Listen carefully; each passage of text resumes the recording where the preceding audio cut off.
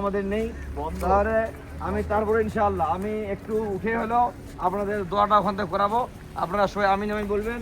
আল্লাহ সুবহানাহু ওয়া তাআলা যেন আমাদের সকলকে এই পাহাড়ে বৈশিষ্ট্য অর্জন করার তৌফিক দেন। আমিন আমিন।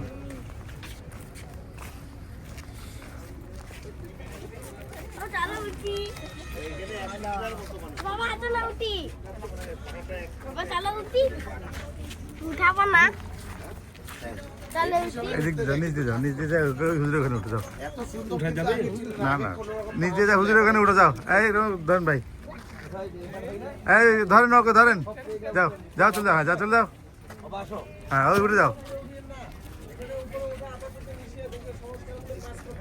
হ্যাঁ এই যে এখানে থাক, হ্যাঁ এখানে দেখি উঠার দরকার নাই। আচ্ছা আচ্ছা ঠিক আছে। এই যে আমাদের হাজি সাহেব, এই যে আমাদের জামালের রহমতের, এই যে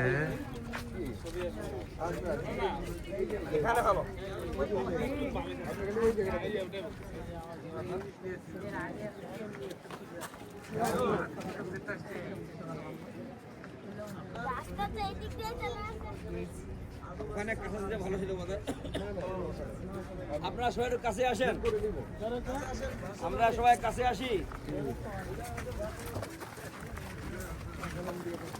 আসসালামু আলাইকুম ওয়া রাহমাতুল্লাহ।